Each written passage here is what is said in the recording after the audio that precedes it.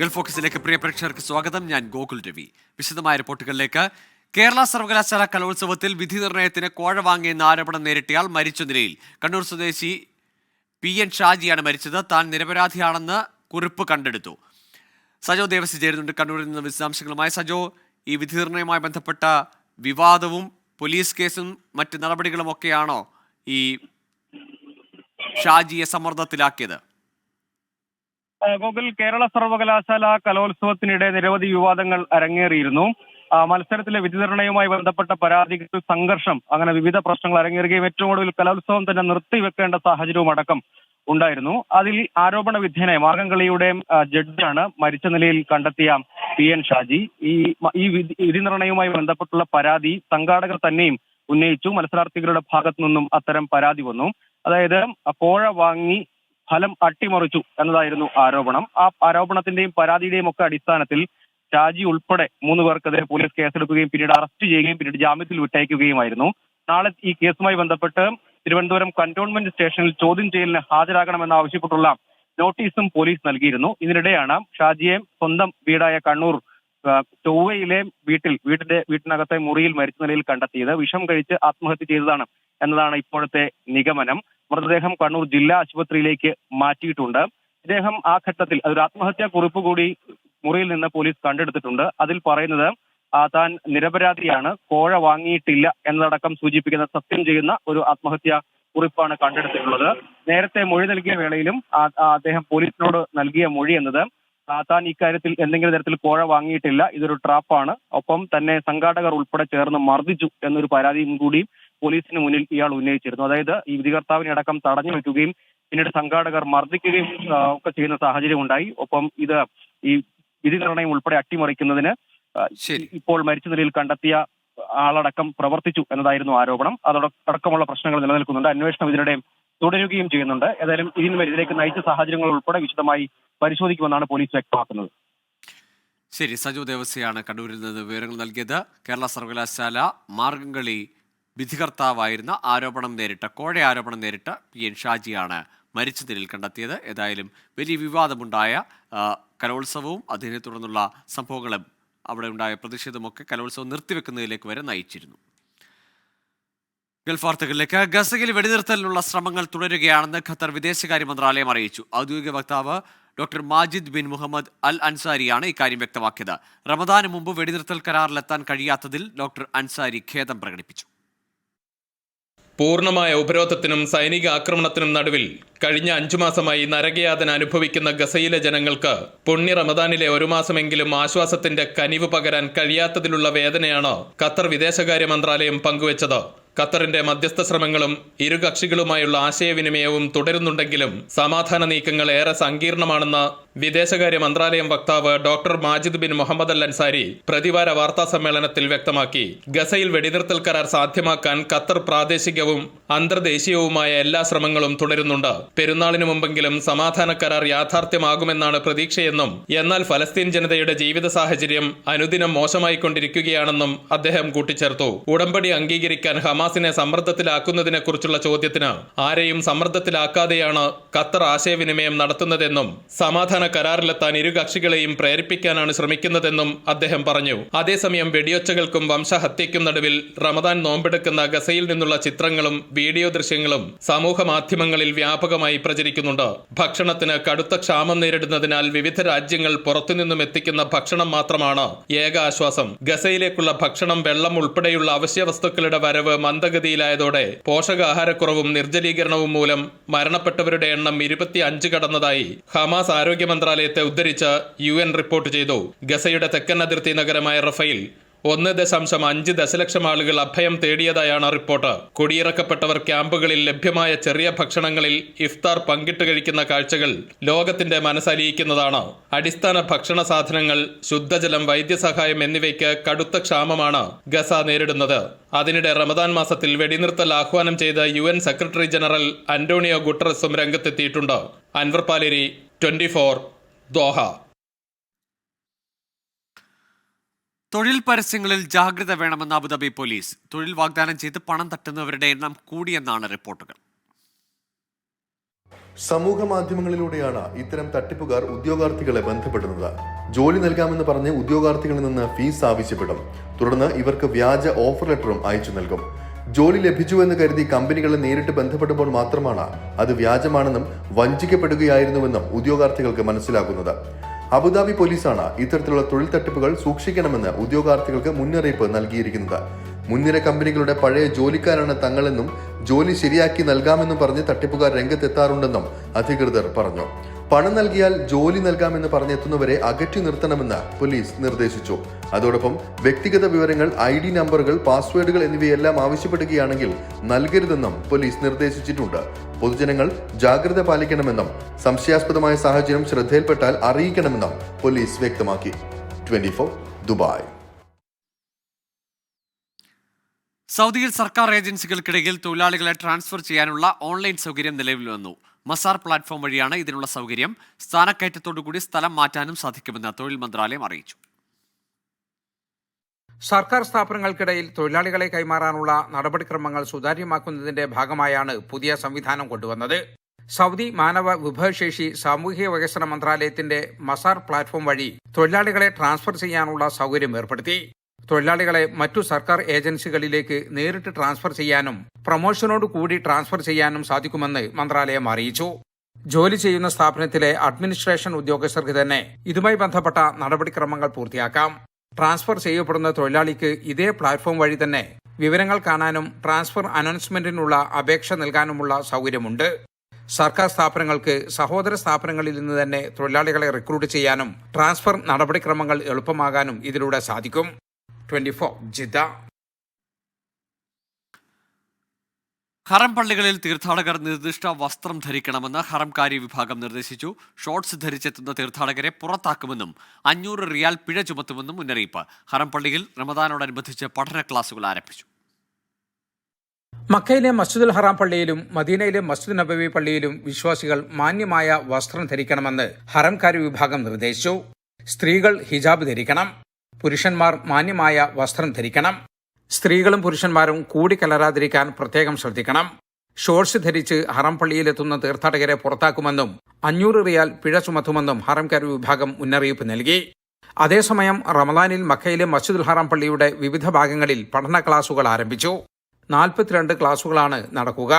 13 പ്രമുഖ പണ്ഡിതർ ക്ലാസുകൾക്ക് നേതൃത്വം നൽകും. കർമ്മശാസ്ത്രം, വിശ്വാസം, പ്രവാചക ചരിത്രം, പ്രവാചക വചനങ്ങൾ തുടങ്ങി 20ഓളം വിഷയങ്ങളിൽ ചർച്ചകളുണ്ടാകും. അസർ, മഗ്രിബ്, ഇഷ, ഫജ്ർ, തറാവിഹി നിസ്കാരങ്ങൾക്ക് ശേഷമായിരിക്കും ക്ലാസുകൾ. കിങ് ഫഹദ് വിപുലീകരണ ഭാഗത്താണ് പ്രധാനമായും ക്ലാസുകൾ നടക്കുക. ക്ലാസുകളും ചർച്ചകളും മനാറത്ത് ഹറമീൻ പ്ലാറ്റ്ഫോം വഴി പ്രക്ഷേപണം ചെയ്യും. കൂടാതെ വിശ്വാസികളുടെ കർമ്മപരമായ സംശയങ്ങൾക്ക് പ്രമുഖ പണ്ഡിതരുടെ നേതൃത്വത്തിൽ ഓൺലൈനായി മറുപടി നൽകാനുള്ള സൗകര്യവും ചെയ്തിട്ടുണ്ട്. ജലീൽ കണ്ണമംഗലം, 24 ജിദ്ദ. UAEയിൽ കനത്ത മഴയ്ക്കിടെ വാഹനത്തിൽ അഭ്യാസ പ്രകടനം നടത്തിയവർക്കെതിരെ നടപടിയുമായി റാസൽ ഖൈമ പോലീസ് 9 വാഹനങ്ങൾ 6 മാസത്തേക്ക് പിടിച്ചെടുത്തു. 2000 ദിർഹം വീതം പിഴയും ഈടാക്കി. കനത്ത മഴയ്ക്കിടെ അഭ്യാസ പ്രകടനം നടത്തുന്ന വാഹനങ്ങളുടെ വീഡിയോ സമൂഹ മാധ്യമങ്ങളിൽ പ്രചരിച്ചിരുന്നു.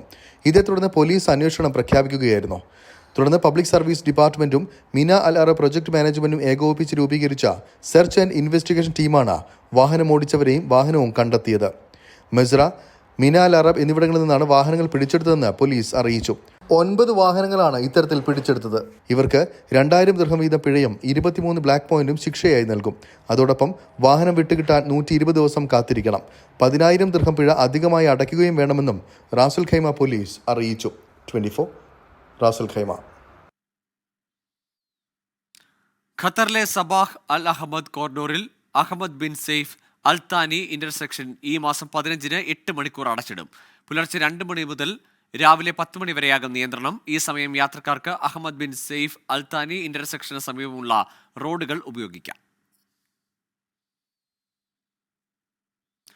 കുവൈറ്റിൽ മയക്കുമരുന്ന് വിരുദ്ധ പോരാട്ടം ശക്തമായി തുടരണമെന്ന് നിർദ്ദേശം. കുവൈറ്റ് ഉപപ്രധാനമന്ത്രിയും പ്രതിരോധ മന്ത്രിയും ആക്ടിംഗ് ആഭ്യന്തരമന്ത്രിയുമായ ഷെയ്ഖ് ഫഹദ് യൂസഫ് അൽ സബാഹിന്റേതാണ് നിർദ്ദേശം. മയക്കുമരുന്ന് വ്യാപാരത്തെ ചെറുക്കുന്നതിൽ വിട്ടുവീഴ്ചയില്ലാത്ത നയം തുടരണമെന്ന് ഉദ്യോഗസ്ഥരോട് ആവശ്യപ്പെട്ടു. സൗദിയിൽ പ്രവാസി വെൽഫെയർ ജുബൈൽ കമ്മിറ്റി മാനസികാരോഗ്യ ബോധവൽക്കരണ ക്യാമ്പ് സംഘടിപ്പിച്ചു. പ്രവാസി വെൽഫെയർ ഈസ്റ്റേൺ പ്രൊവിൻസ് കമ്മിറ്റി അംഗവും സൗദി മലയാളി സമാജം സെക്രട്ടറിയുമായ റൌഫ് ചാവക്കാട് ഉദ്ഘാടനം ചെയ്തു. പ്രമുഖ കൺസൾട്ടന്റ് സൈക്കോളജിസ്റ്റും സോഫ്റ്റ് സ്കിൽ ട്രെയിനറുമായ റുഷ്ന നേതൃത്വം നൽകി. പ്രവാസി വെൽഫെയർ ജുബൈൽ പ്രസിഡന്റ് ഷിഹാബ് വങ്ങാടൻ അധ്യക്ഷത വഹിച്ചു. നൂഹ് പാപ്പിരിശ്ശേരി, സനൽ മാഷ്, ഡോക്ടർ സാബു, ബൈജു അഞ്ചൽ, സൈഫുദ്ദീൻ പൊറ്റശ്ശേരി, സലീം ആലപ്പുഴ തുടങ്ങിയവർ പങ്കെടുത്തു. അബ്ദുൽ കരീം ആലുവ മോഡറേറ്ററായി.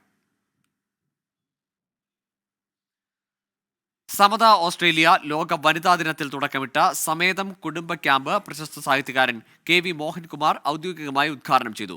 കവയത്രി ശൈലജ വർമ്മ, എബി പൊയ്ക്കാട്ടിൽ, ഗിരീഷ് അവടൂർ, ജിതേഷ് പുരുഷോത്തമൻ, ശ്യാം കൃഷ്ണൻ തുടങ്ങിയവർ സംസാരിച്ചു.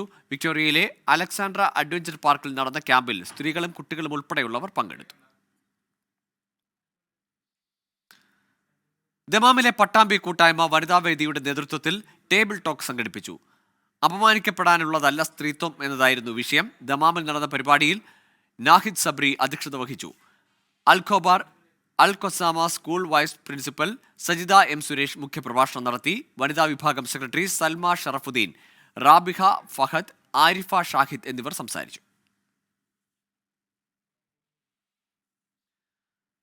സൗദിയിൽ നവോദയ റാക്ക കുടുംബവേദി വനിതാദിന സംഗമം സംഘടിപ്പിച്ചു. റാക്ക യൂണിറ്റ് വനിതാവേദി കൺവീനർ ഹിസാന ലിയാഖത്തിന്റെ അധ്യക്ഷതയിൽ ദമാമിൽ നടന്ന സംഗമം കുടുംബവേദി അംഗം ഫെമിന ഉദ്ഘാടനം ചെയ്തു. നവോദയ കുടുംബവേദി കേന്ദ്ര കമ്മിറ്റി ട്രഷറർ അനു രാജേഷ്, കേന്ദ്ര കമ്മിറ്റി വനിതാവേദി കൺവീനർ രശ്മി ചന്ദ്രൻ എന്നിവർ മുഖ്യപ്രഭാഷണം നടത്തി. ഡോക്ടർ മുഹസിന മഹ്മൂദ് വിഷയം അവതരിപ്പിച്ചു. ജസ്ന ഷമീം, ജോത്സ്ന, ശരണ്യ, ഫെമില ഫിറോസ് എന്നിവർ സംസാരിച്ചു. ഖത്തറിൽ ഹൃദയാഘാതത്തെ തുടർന്ന് മലയാളി അന്തരിച്ചു. കണ്ണൂർ തയ്യിൽ സ്വദേശി പുതിയപുരയിൽ നരിക്കുന്നുമ്മൽ മുസമ്മിലാണ് മരിച്ചത്. മൃതദേഹം നാട്ടിലെത്തിക്കാനുള്ള നടപടികൾ തുടരുന്നതായി ഖത്തർ KMCC അൽ ഇഹ്സാൻ മയ്യിത്ത് പരിപാലന കമ്മിറ്റി അറിയിച്ചു. ശബരിമല ഗ്രീൻഫീൽഡ് വിമാനത്താവളത്തിനായി 441 പേരിൽ നിന്ന് ഭൂമി ഏറ്റെടുക്കും. ഇതിന്റെ വിശദ വിവരങ്ങൾ സർക്കാർ വിജ്ഞാപനം ചെയ്തു. ആക്ഷേപങ്ങൾ അറിയിക്കാൻ 15 ദിവസമാണ് സമയപരിധി. പൗരത്വ ഭേദഗതി നിയമത്തിൽ നിലപാട് കടുപ്പിച്ച സംസ്ഥാന സർക്കാർ തെരഞ്ഞെടുപ്പിന് തൊട്ടു മുൻപ് ചട്ടങ്ങൾ വിജ്ഞാപനം ചെയ്ത കേന്ദ്ര നീക്കത്തിനെതിരെ അടിയന്തരമായി സുപ്രീം കോടതിയെ സമീപിക്കാൻ മന്ത്രിസഭാ യോഗം തീരുമാനിച്ചു. പൗരത്വ ഭേദഗതി നിയമത്തിനെതിരെ കോൺഗ്രസ് രാജ്ഭവന് മുന്നിൽ ധർണ നടത്തി. പൗരത്വ ഭേദഗതി നിയമം പാർലമെന്റ് പാസാക്കിയതിനു പിന്നാലെ ഒന്നാം പിണറായി സർക്കാർ സുപ്രീം കോടതിയെ സമീപിച്ചിരുന്നു. കേന്ദ്ര സംസ്ഥാന സർക്കാരുകളുടെ തർക്കത്തിലിടപെടാൻ അനുച്ഛേദം 131 പ്രകാരം സുപ്രീം കോടതിക്ക് അധികാരമുണ്ടെന്ന് ചൂണ്ടിക്കാട്ടിയാണ് ഹർജി നൽകിയത്. വിജ്ഞാപനമിറക്കിയ സാഹചര്യത്തിൽ പുതിയ ഹർജി ഫയൽ ചെയ്യുമ്പോൾ പഴയ ഹർജിയുടെ കാര്യം പരാമർശിക്കണമെന്ന് തീരുമാനിക്കാൻ മന്ത്രിസഭായോഗം അഡ്വക്കേറ്റ് ജനറലിനെ ചുമതലപ്പെടുത്തി. കേരളത്തിൽ CAA നടപ്പാക്കില്ല എന്നതാണ് സർക്കാർ നിലപാടെന്ന് മന്ത്രി P രാജീവ്. അടിയന്തരമായി ഇത് റദ്ദാക്കേണ്ടതുണ്ട് എന്ന ആവശ്യം സുപ്രീം കോടതിയുടെ മുൻപിൽ വയ്ക്കാൻ, നേരത്തെ ഇത് നടപ്പിലാക്കില്ല എന്ന് കേരളം എടുത്ത നിലപാടിനനുസൃതമായി അക്കാര്യം അഡ്വക്കേറ്റ് ജനറലിനെ ചുമതലപ്പെടുത്തിയിട്ടുണ്ട്. പൗരത്വ ഭേദഗതി നിയമം അറബിക്കടലിൽ എറിയണമെന്ന മുദ്രാവാക്യവുമായിട്ടാണ് രാജ്ഭവന് മുന്നിൽ UDF പ്രതിഷേധ ധർണ സംഘടിപ്പിച്ചത്. CPI-യുമായി യോജിച്ച സമരത്തിനില്ലെന്ന് പ്രതിപക്ഷ നേതാവ് VD സതീശൻ വ്യക്തമാക്കി. മുഖ്യമന്ത്രിയുടെയും സർക്കാരിന്റെയും ഇരട്ടത്താപ്പ് നയമെന്ന് പ്രതിപക്ഷ നേതാവ്. എന്തുകൊണ്ടാണ് മുഖ്യമന്ത്രി പിണറായി വിജയൻ പൗരത്വ നിയമ പ്രക്ഷോഭവുമായി ബന്ധപ്പെട്ട ആ കേസുകൾ, നൂറുകണക്കിന് കേസുകൾ എന്തുകൊണ്ട് പിൻവലിച്ചില്ല? ഉത്തരം പറയണം. നിങ്ങൾ ആരുടെ കൂടെയാണ്? പൗരത്വ ഭേദഗതി നിയമത്തിൽ കേന്ദ്ര സർക്കാർ കൊണ്ടുവന്ന ചട്ടം മരവിപ്പിക്കണമെന്നാവശ്യപ്പെട്ട് കോൺഗ്രസ് നേതാവ് രമേശ് ചെന്നിത്തല സുപ്രീം കോടതിയിൽ ഹർജി നൽകും. പൗരത്വ ഭേദഗതി നിയമം റദ്ദാക്കണമെന്നാവശ്യപ്പെട്ട് പ്രതിപക്ഷ നേതാവായിരിക്കെ സമർപ്പിച്ച ഹർജിയോടൊപ്പമാണ് പുതിയ അപേക്ഷയും സമർപ്പിക്കുക. CAA-ക്കെതിരെ യുവജന സംഘടനകൾ സമരം തുടരുകയാണ്. ആലപ്പുഴയിൽ DYFI പ്രവർത്തകർ ട്രെയിൻ തടഞ്ഞ് പ്രതിഷേധിച്ചു.